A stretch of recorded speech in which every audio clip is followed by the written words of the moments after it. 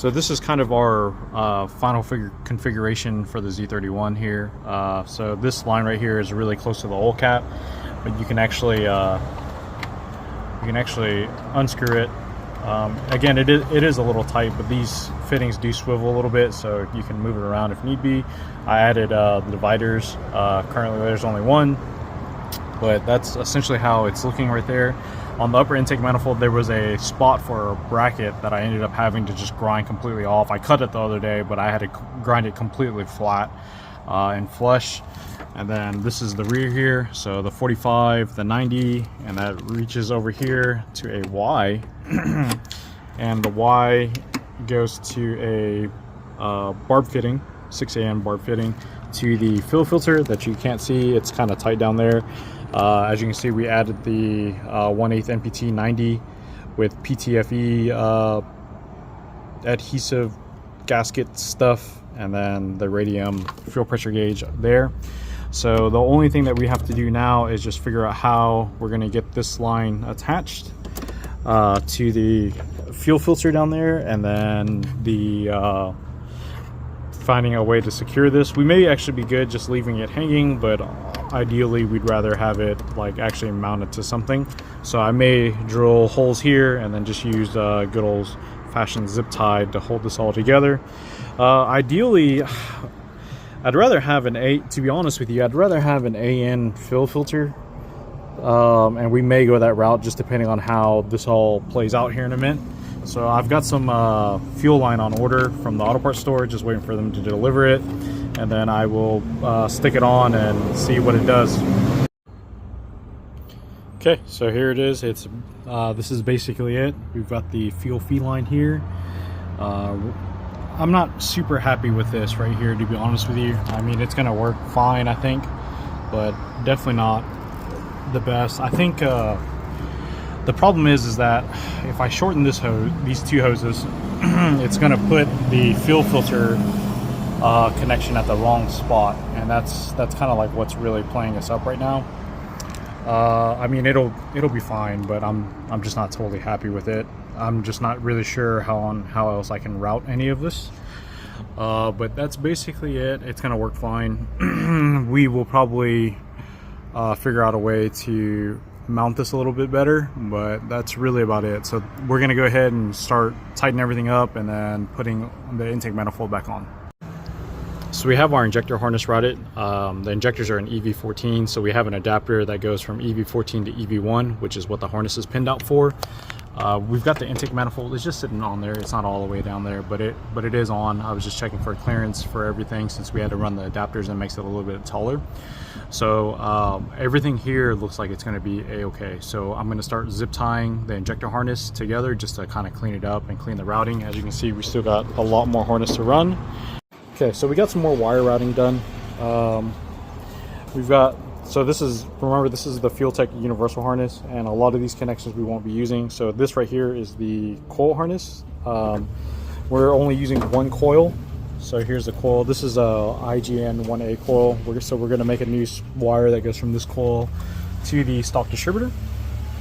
Then we've got this is the cam sensor harness.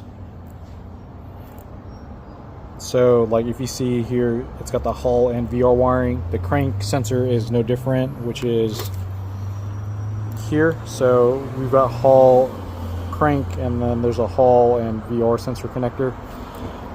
These are going to go together. So basically it's going to go into the stock distributor. We're going to try to do crank only first is what we're going to try to do. So the only things that are going to be left that's going to be a requirement in terms of harness is going to be the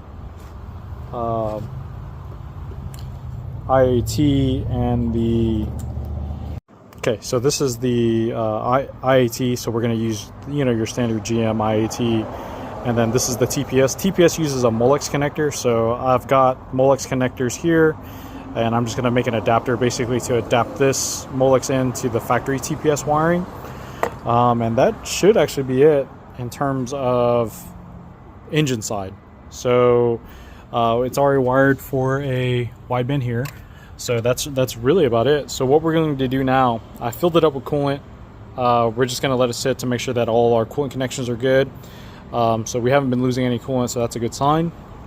So right now, the next thing we're going to do is hook up our sensors. We're going to leave the intake manifold off for now.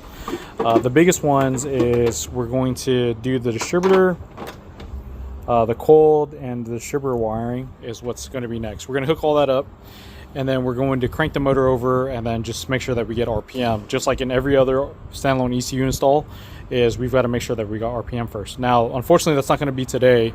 The reason is that the battery is completely flat. It's been sitting for months, right? So we've got the battery on the charger now. We're going to leave the intake manifold off. We'll hook up, so we're going to start hooking up our sensors. The first one's going to be the distributor though. We're going to hook that up, get it to crank to make sure that we get good RPM signal, and then we'll move on from there. And everything else from that is all going to be downhill. So that is it for the day. We've got injectors done finally. We've got the fuel rail stuff all done. We've got coolant in it.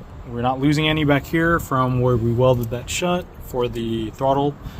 All right, so I got the wires hooked up for the battery positive, battery negative, and then the cylinder head ground. And so for now, instead of using a key-on wire, I just kind of stole it from the radio because I'm too lazy to go back and clean it all up just now. But remember that we had the DIY trigger wheel that's already installed. We ended up blocking off one hole, if I remember correctly, to make it a legit 12-2.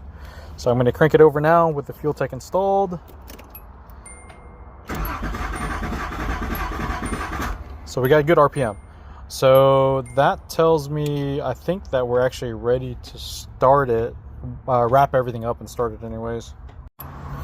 Okay, so here we go.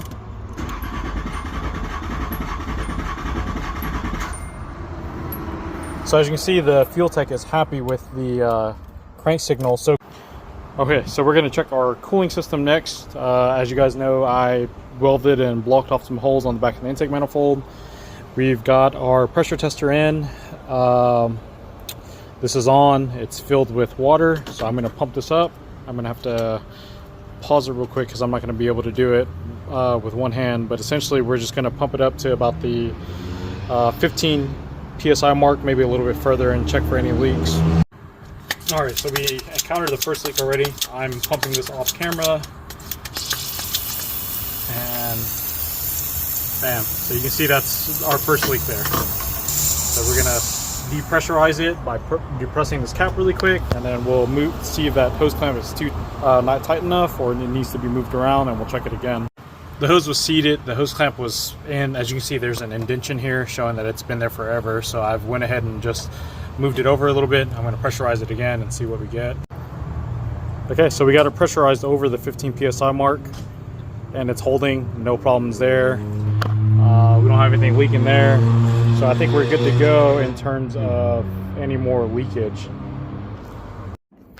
Okay, this took me a solid hot minute to figure out. So this plug right here goes into here. This is the remaining plug from the engine harness here that connects it to the chassis side.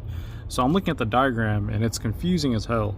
So the diagram, everything is numbered. There's like a number code, if you will. And so the only way, so what I had to do was I had to look at the wires, right? And then basically isolate one wire and then rotate this physically until it matched up. So when you're looking at the service manual, this is the way that it's actually telling you to look at it, which makes a lot more sense because there's a cutout for the tang here on the diagram. And so yellow black here is actually the fuel pump trigger wire. So we're going to use this wire here, and it's going to go to the fuel tech, and then that should kick on the pump for us. And then there's another wire in here that should be key on. I'm not 100%, but it looks to be key on, so I'm going to look more into the diagram. Okay, so here's the wiring diagram like I was telling you about, and you can see it's really bad, but basically I just looked at yellow blue, which is pin 20, and then found it on this connector, and basically I just kind of oriented until it was correct. So yellow black should be the negative trigger wire from the fuel pump relay here. We're going to use a stock relay to turn on the pump, and so I should be able to cut the yellow black wire it to the fuel tech, and then like I said, the factory relay should activate the pump, and then we should be good to go there. And then there was a couple other wires here off of that I will eventually need to look at, but there is a 12-volt key on wire that's here, and so we're going to tap that into the fuel tech, and then that should just turn the fuel tech on without having to tap it off the relay temporarily. Okay, so here is my power probe. This is the ground lead here.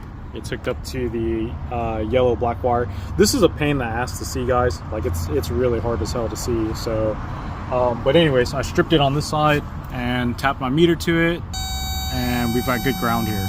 So we know that this is the fuel pump activation wire. So like I said, we're just gonna hook this up to the fuel tech. Obviously, there's gonna be the factory relay, and then it'll kick over the pump.